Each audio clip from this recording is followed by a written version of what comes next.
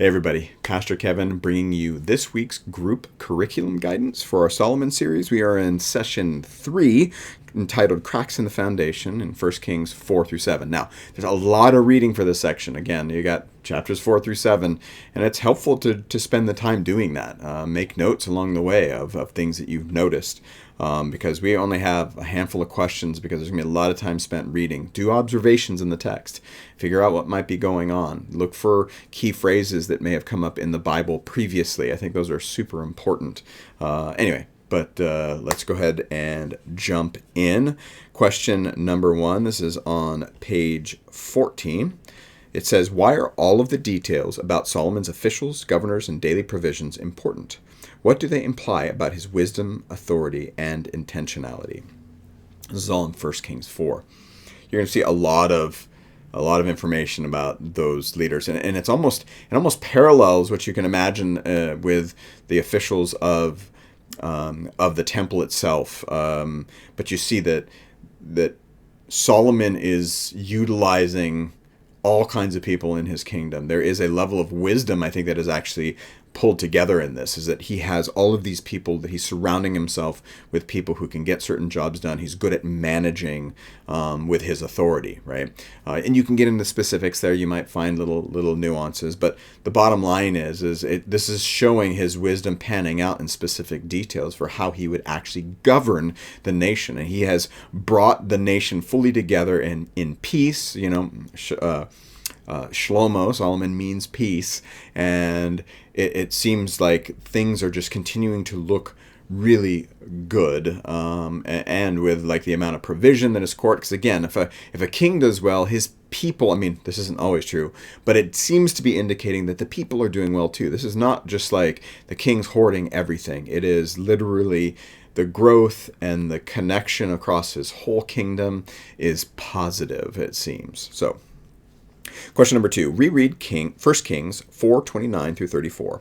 How is Solomon's wisdom described here? Discuss the breadth of topics related to his wisdom, great and small.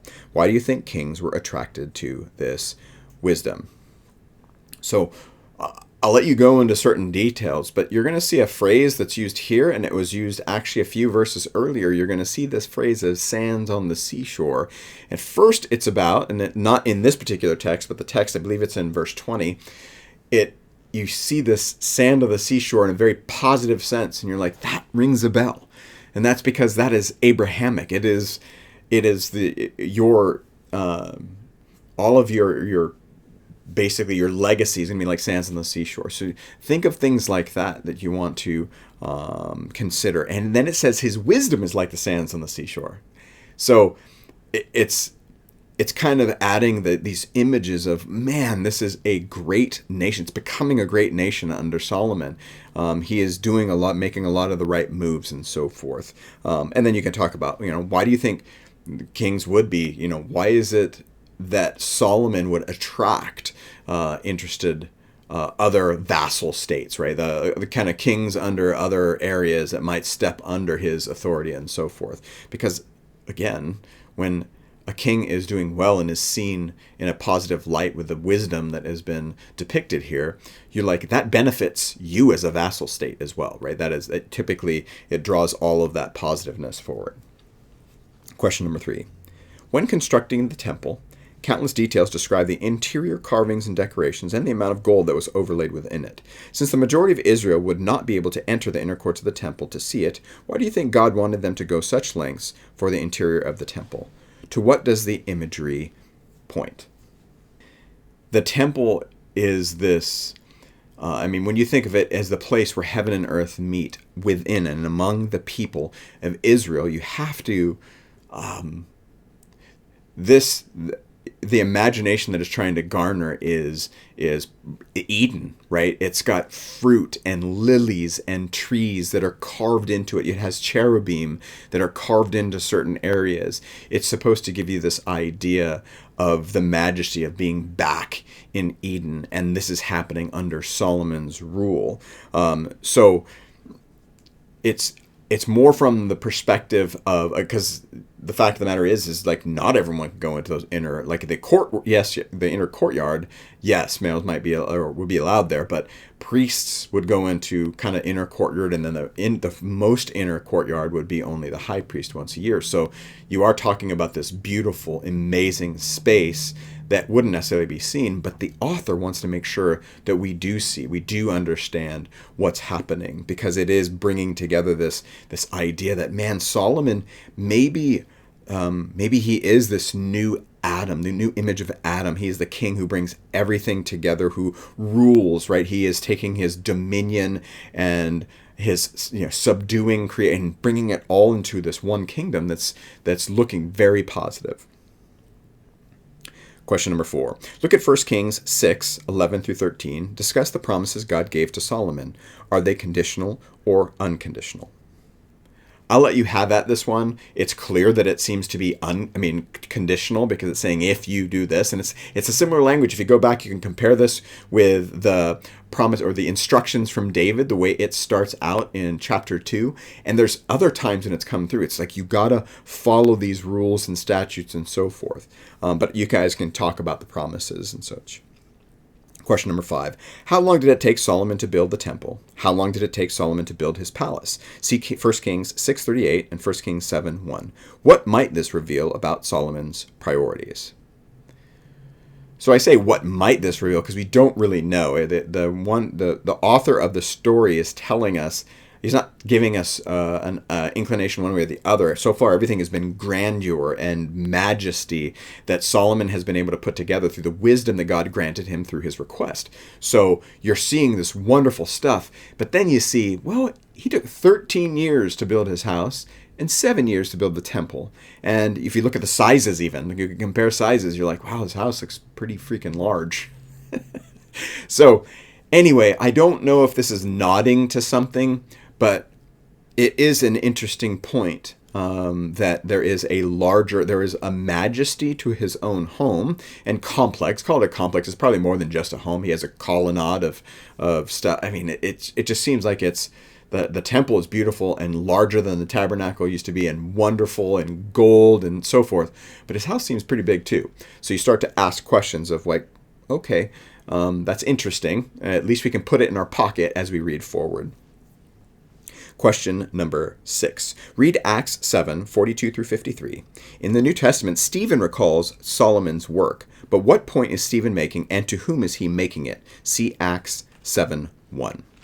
So it's just a way of looking at some of the times when Solomon comes up in the New Testament. This is in Stephen's large speech to the high priest. I mean, Stephen has been, he's the one who eventually gets stoned for what he's saying here. And what he's saying is he's going through this story of Israel and showing how the Israelites have always been a stiff-necked people. And he goes from tabernacle to David wanting to build the temple and then being pushed off to Solomon. But then he says, but God doesn't dwell in houses of stone. And his whole point, this is kind of just a continuing castigation against the temple complex and how it's no longer achieving what it was intended to achieve. And it's the bigness of God and the story of Jesus in the middle of all of this. So if you take that and pair it with kind of the theology of Jesus being the new temple, you can see even the greatness of Solomon's temple, it had a purpose and a design, and it was where the glory of God was, but that has moved into, literally, it comes from Jesus being the temple of living God, where he says in John how, tear down this temple and in 3 days I'll build it up again. He's talking about his body. And then you see in the New Testament, after the resurrection, people taking this idea of temple and people like Paul and saying that, don't you know you are the temple of the living God? And you start to see how this majesty in a building seems to be brought down. Stephen's bringing it down a little bit, saying you guys are looking at the wrong outward things, and there's more to it than that. No one's gonna build a house around God, right? God doesn't need our things. But then again, he talks about Jesus. So anyway. That gets us to the live it out section. And it's all about priorities. If you look at your own priorities, oftentimes we've talked a little bit about how maybe we've got certain things that we start just going ahead with, and we're not even considering God first. Like, are we discerning? Are we even praying? Like, God, be in control of my agenda for the day, for example. In this, it's talking about actual priorities. Like, are there things that we are so distracted or working on and focused on, like our career or earning money or finding the right spouse or having kids or whatever it is, building our nest egg, no matter what it is, are we distracted in doing that as a priority and forgetting about what God has prioritized in our life? We are intended to be image bearers. We are intended to carry his goodwill and creative efforts into creation, and as a follower of Jesus, that means that should be a priority for us, like a top of our list priority, so that all of the other things filter out of the priorities that God puts in our lap. So are we even asking for that? Are we even looking for that? Are we spending a lot more time on our own ideas and pet projects rather than in prayer and Bible and seeking what God wants us to be doing with all of the resources he's given us, right? So it's a super important question, and it helps us be self-evaluative and determine, well, man, there are some things that maybe I'm spending too much time on. I'm distracted and not paying attention to the priorities that maybe God has for my life. Okay, so that is it for this week. Again, there's a lot of reading. Prioritize your questions. You don't need to go through all of the questions. And we've put less than normal because there's a lot of reading, and I want you to be paying attention to other stories in the Old Testament that are allowing you guys to talk about how we got to this point of Solomon, right? And you'll see a lot of the imagery around Solomon is grabbing these features from earlier in the Old Testament. But I pray that God goes with you, that the Spirit of the living God is in your group this week. I pray that you have time to study and prepare ahead of time and pray beforehand, and that you are wise as you handle your meetings this week. We'll see you next time.